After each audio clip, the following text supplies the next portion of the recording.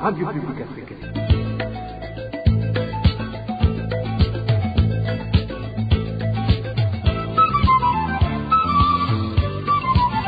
Radio Publique Africaine.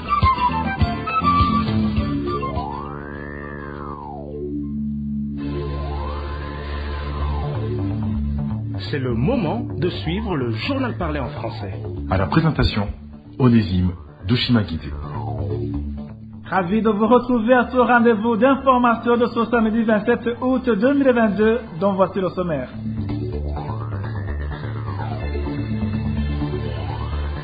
Les postes secrets dans tous les secteurs de la fonction publique seront bientôt attribués aux membres de la milice Imbonerakure du parti CNDD-FDD et de cette manière, ils se feront respecter. Révérien Ndikurio, le secrétaire général de ce parti au pouvoir, a révélé ce plan ce samedi lors de la célébration de la journée dédiée aux Imbonerakure.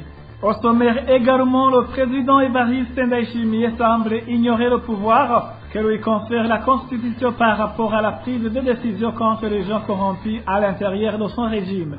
C'est du moins les propos de Jérémy Minami, président du parti RDB, que vous allez écouter dans ce journal. Enfin, nous irons au camp des réfugiés d'Onduta en Tanzanie, où depuis plus de 3 mois maintenant, les laboratoires ne fonctionnaient pas dans différentes structures sanitaires.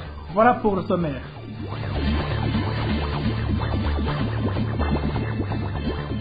Je vous le disais ensuite, le secrétaire général du parti CNDD-FDD révèle le plan de ce parti au pouvoir d'attribuer aux membres de la milice Imbonerakure des postes importants dans tous les secteurs de la vie nationale. Dans son discours au stade Ingoma de Gitega ce samedi lors de la célébration de la journée dédiée aux Imbonerakure Day, Révérien Ndikurio a indiqué que c'est de cette manière que les Imbonerakure se feront respecter.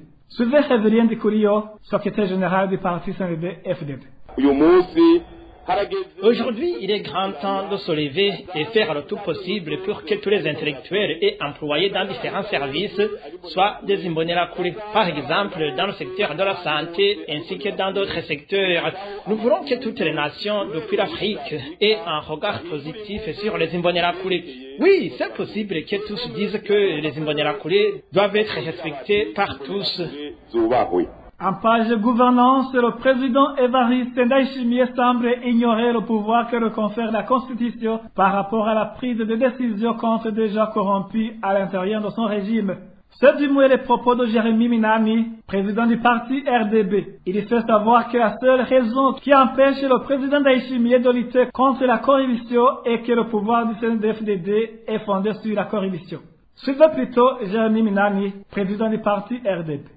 Quand on écoute les discours vides de M. Évariste Ndayishimiye, les lamentations, les pleurs de quelqu'un qui se dit chef de l'État, on comprend directement que c'est quelqu'un qui semble ignorer ses pouvoirs, ses responsabilités et surtout ses obligations découlant de la Constitution. Parce qu'en réalité, si le chef de l'État veut corriger les choses, il n'a pas besoin de se lamenter, de faire du brouhaha, de continuer à se ridiculiser en public. Il lui suffit de s'entourer de ses conseillers, de prendre des décisions qui s'imposent et les choses se redresser immédiatement sur un signe de terre. Le problème avec M. Évariste Ndayishimiye et son pouvoir, c'est que le pouvoir du CNDD-FDD est construit sur la corruption. La corruption, c'est l'âme du pouvoir CNDD-FDD.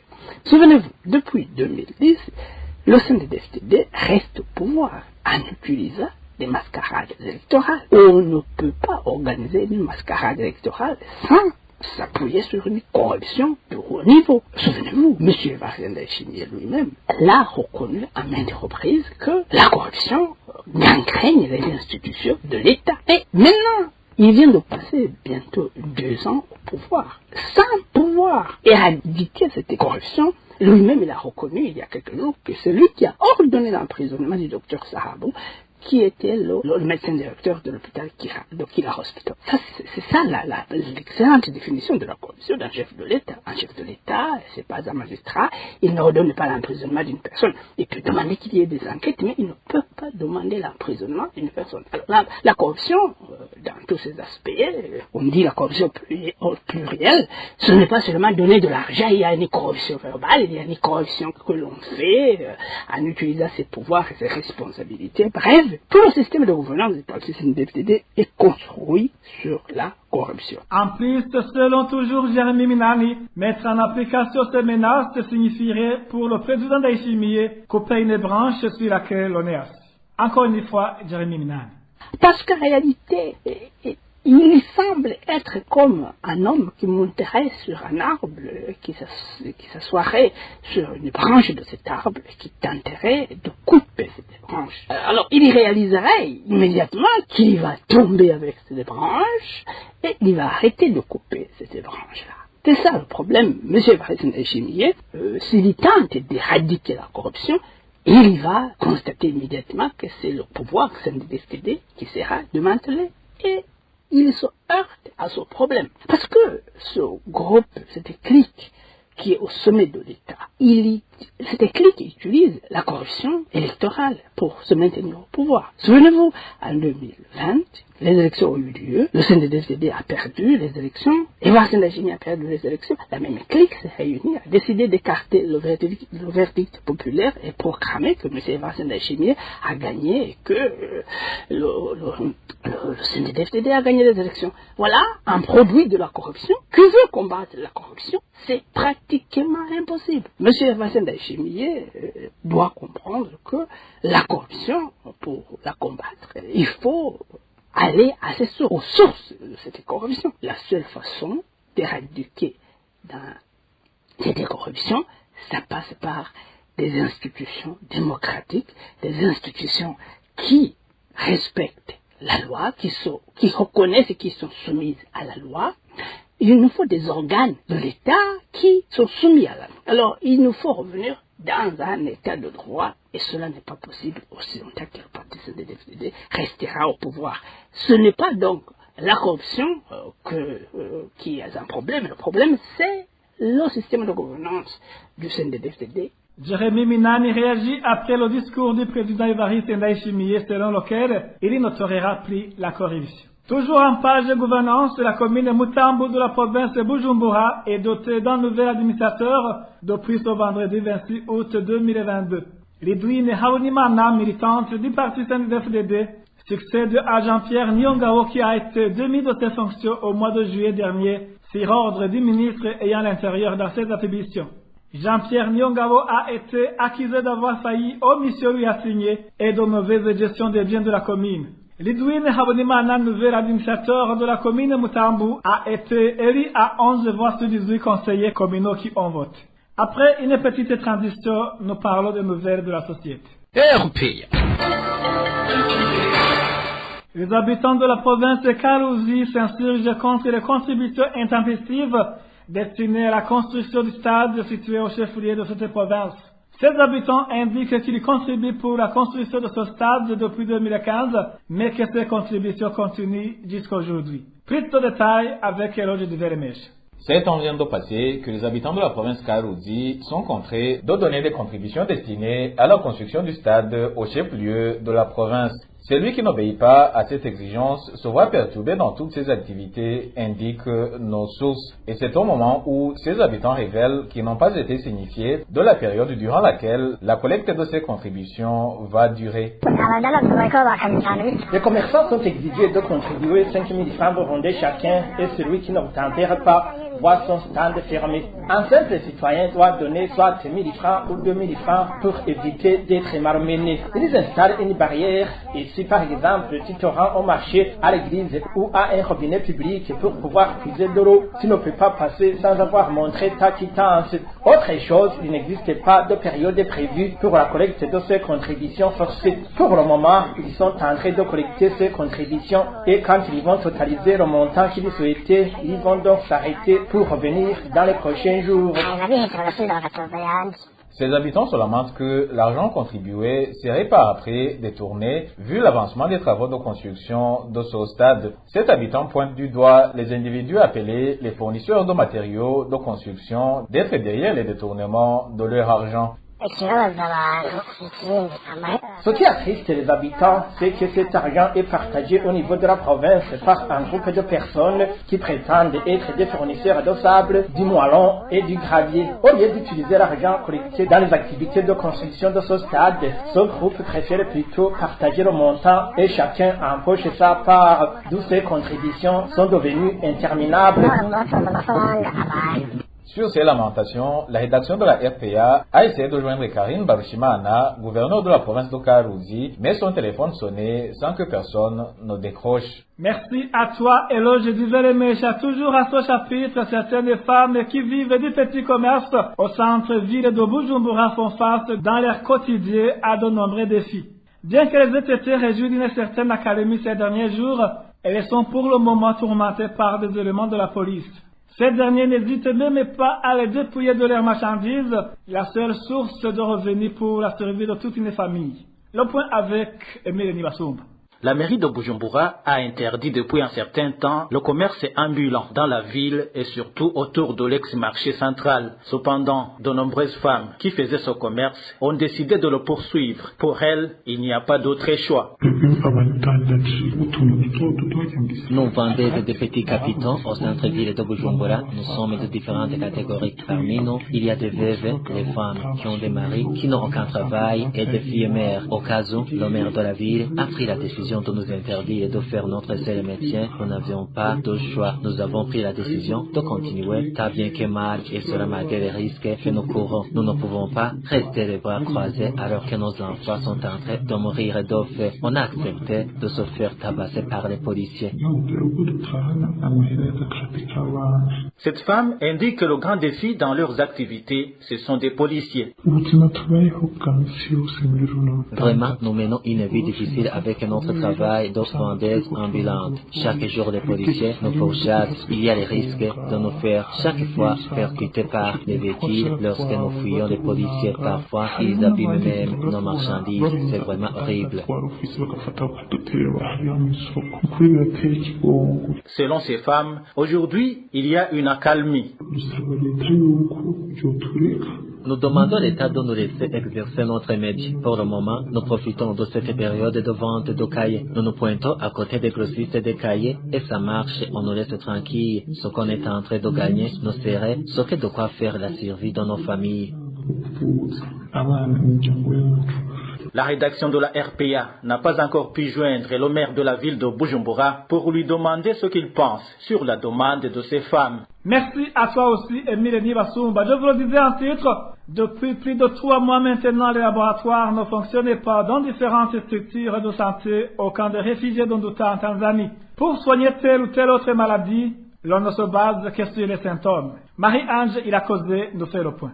Le secteur de la santé au camp des réfugiés burundais d'Onduta en Tanzanie est géré par 2 associations, la Croix-Rouge et Médecins sans frontières, MSF en sigle. Cette dernière a un hôpital dans le camp, tandis que la Croix-Rouge a des dispensaires dans presque toutes les zones qui sont au nombre de 21. Malheureusement, les réfugiés de ce camp font savoir que cela fait 3 mois qu'on ne fait pas de diagnostic pour les malades du dit camp. L'un des réfugiés témoigne.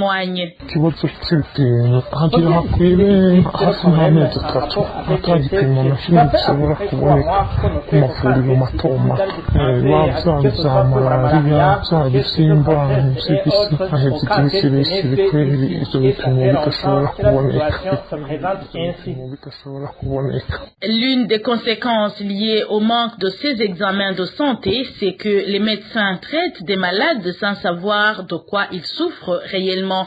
Ainsi, ces médecins se contentent de se focaliser sur les symptômes des patients. Si quelqu'un a le paludisme, il se présente ici et raconte ses symptômes au médecin.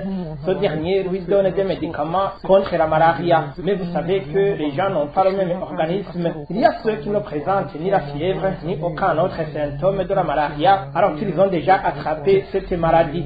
Souvent, ces personnes ne sont pas soignées alors qu'elles ont notre paradigme. C'est comme ça que se présentent les choses ici. Rappelons que le problème lié à la santé font partie des questions soulevées par les réfugiés lors de la visite de Philippe Grandi, le haut-commissaire du HCR, dans le camp de Nyarugusu, c'était jeudi. Merci à toi aussi Marie-Ange. Il a causé, après cette petite pause, c'est le mini magazine au cœur de la société. Le mini-magazine au cœur de la société d'aujourd'hui se focalise sur l'incertitude qui plane autour de la mise en œuvre de la harmonisation des salaires. À la présentation, Bella Mugisha. Au cœur de la société. Au cœur de la société est une émission de tous les samedis, préparée en synergie par les radios Inzamba Agatekakawe, Radio RPA Idouya Nyagihugu, ainsi que la radio-télévision Renaissance. Le 15 juin 2022, le Conseil des ministres a adopté un projet de loi portant révision du statut général des fonctionnaires. À travers ce projet de loi, le gouvernement a décidé la mise en place d'une politique salariale dite équitable consacrant une harmonisation des salaires pour tous les fonctionnaires. Sa mise en œuvre était prévue à la fin du mois de juillet 2022. À part que le gouvernement n'a pas tenu sa promesse, dernièrement, des propos contradictoires de certaines hautes autorités à ce sujet ont laissé planer l'incertitude. Voilà sur quoi va porter ce mini-magazine au cœur de la société de ce 28 août 2022. À la présentation, Bella Mugisha, bienvenue.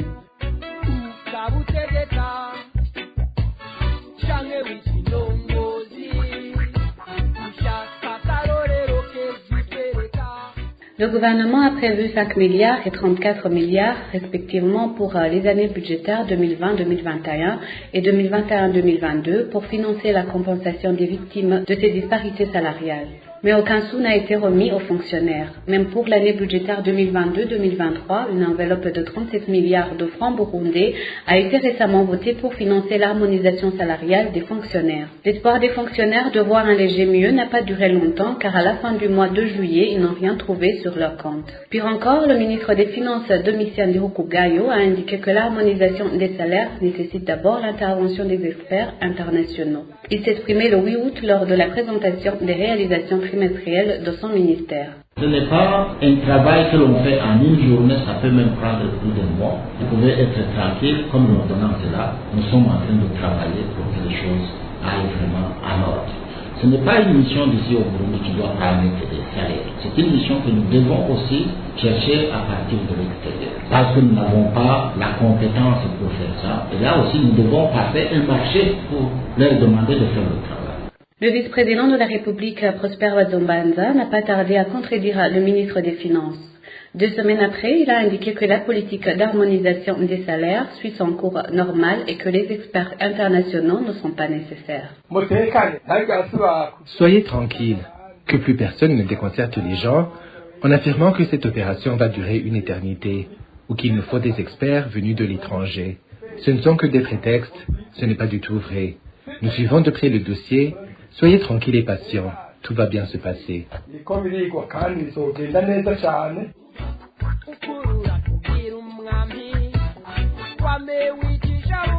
Les traductions des propos de Domitien Ndirukugayo et de Prosper Bazombanza ont été faites par nos confrères de la radio Inzamba. Au micro d'Emile Nibasumba de la RPA, Faustin Ndikumana, analyste en économie, indique que le problème, c'est la prévision budgétaire qui ne tient pas compte de la planification. Pour nous, le grand problème, c'est la planification, la priorisation des besoins par rapport à la budgétisation. Peut-être avec la venue du budget programme, ça pourra trouver solution.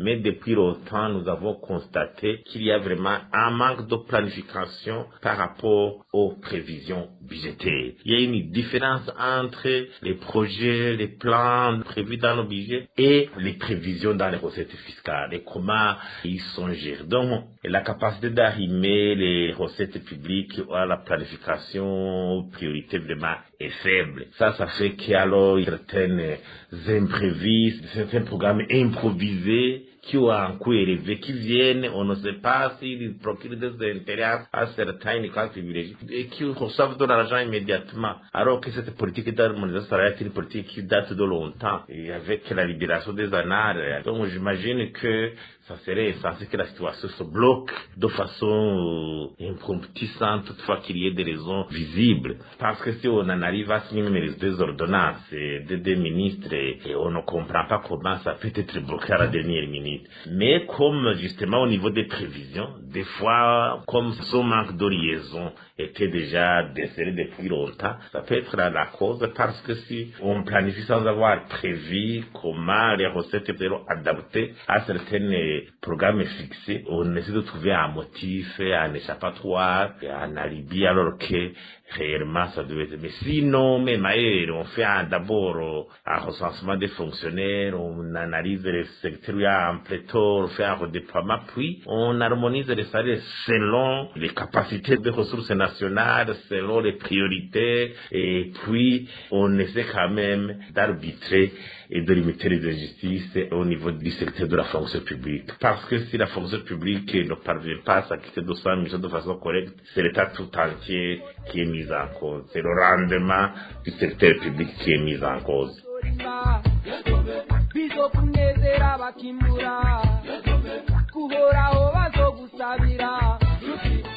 Le gouvernement avait envisagé de revoir à la hausse progressivement le salaire des fonctionnaires victimes de la disparité salariale depuis l'an 2016. Un budget de 20 milliards avait été prévu à cet effet. Jusqu'à présent, les fonctionnaires attendent impatiemment un léger mieux sur leur salaire mensuel. C'est par ici que nous clôturons le mini-magazine Au cœur de la société de ce 28 août 2022. À la présentation, c'était Bella Mugisha. Au revoir.